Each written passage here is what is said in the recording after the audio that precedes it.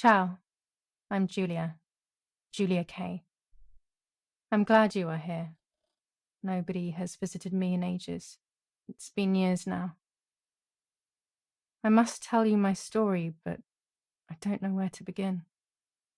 There is so much that I should start from my childhood, but my memories of these times are vague. I only remember the summer of 1929, when they sent me off to stay with my nanny.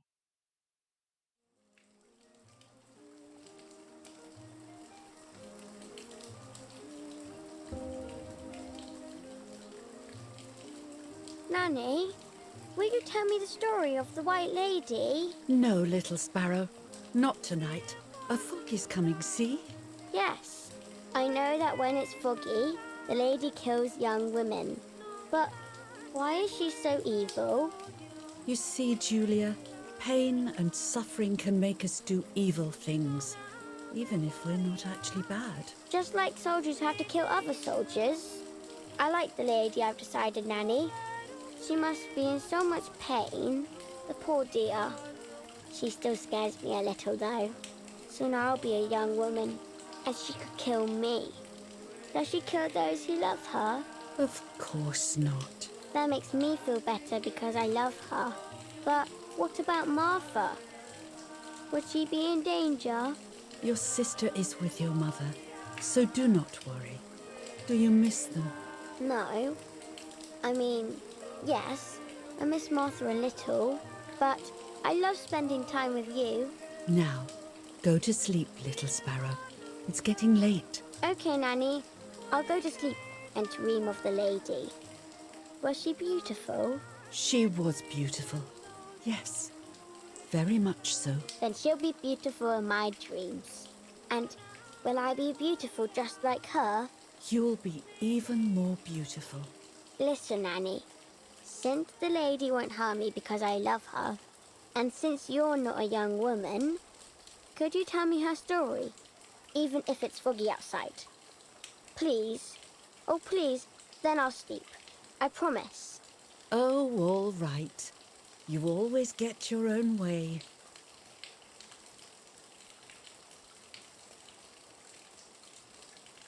I loved Nanny and I loved that story. Every time I heard it, it sounded like a new and more mesmerizing tale. Every night I would ask her to tell me about it, even though it scared me. Even now I can remember every single day of that time and how happy I was.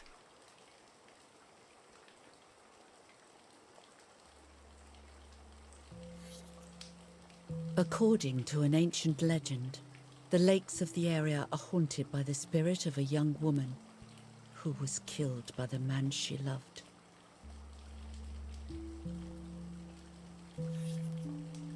She was expecting a lover's stroll by the lake, gazing out at the old tree growing on the lake's island.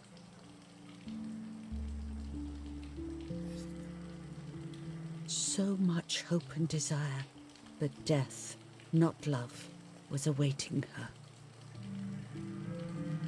Oh, the poor dear. That's not fair. Life isn't fair, Poppet, but that's the way it is, and we must learn to deal with it.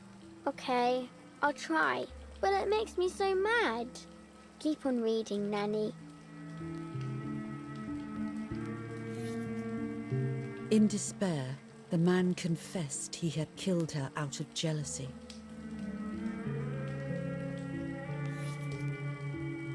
So he was hanged on the small island, in the middle of the very same lake where he had killed the girl.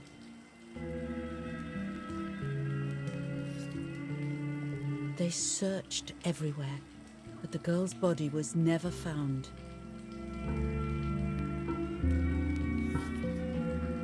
Since then, her spirit, known as the White Lady, has been imprisoned in the depths of the lake. She grieves eternally for the loss of the man she loved.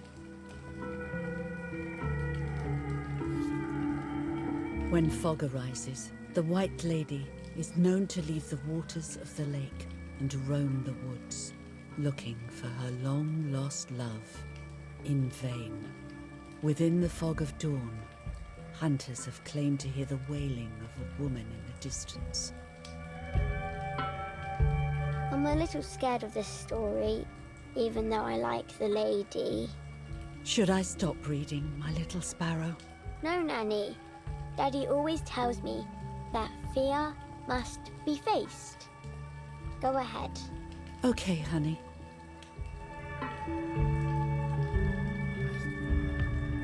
Every time the sad memory of the night she perished stirs in her soul, she takes the life of a young woman by slaying such a life in its youth. Even just for an instant, the lady feels free from the burden of her pain.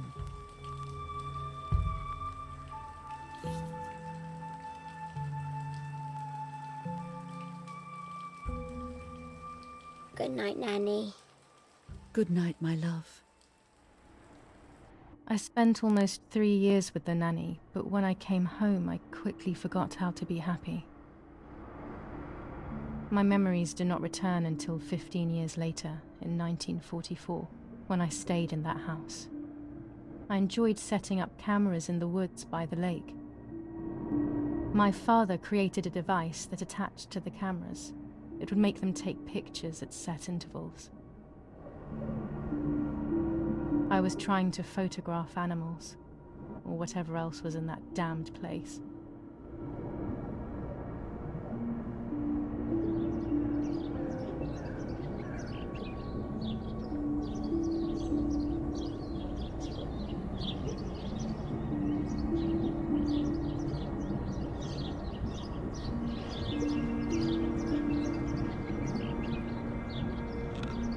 Reel off the film.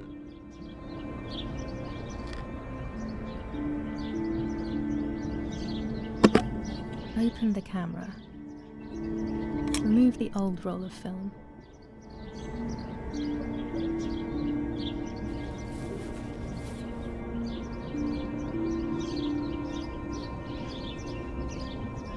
Put the new film in.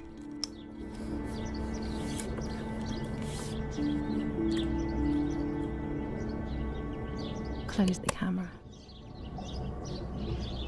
Load the film.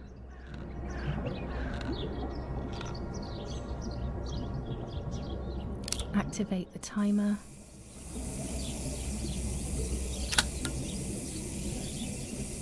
Almost ready. Now to bring the image into focus.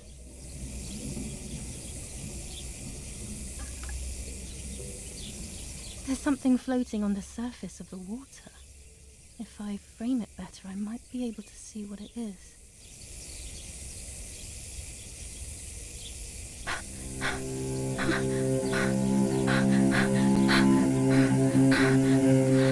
What? Is that a person? I must help them.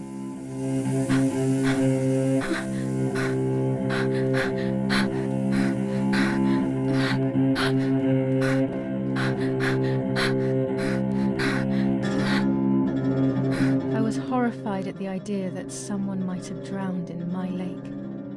The lake was my world, where I would spend entire days daydreaming. I would lose myself in my thoughts, but that was a rude awakening. So terrible.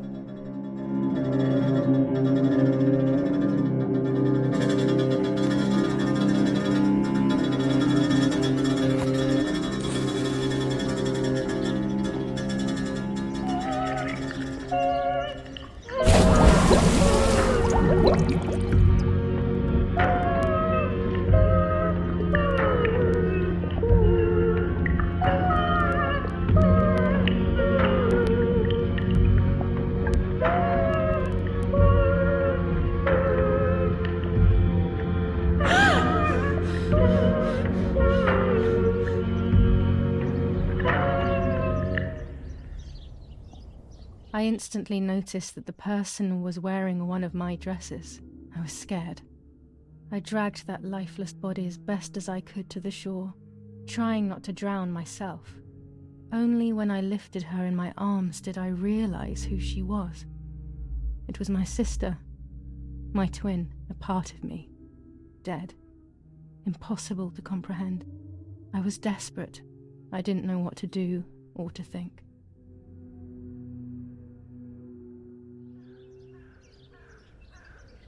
I have to stay calm. Martha is not dead. It's not possible.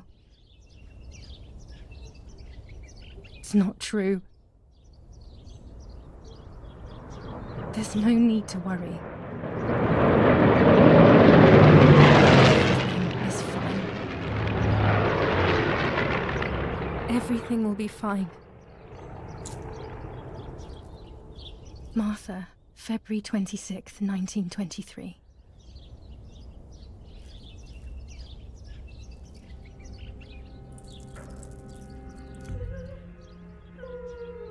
Is everything okay? Are you hurt?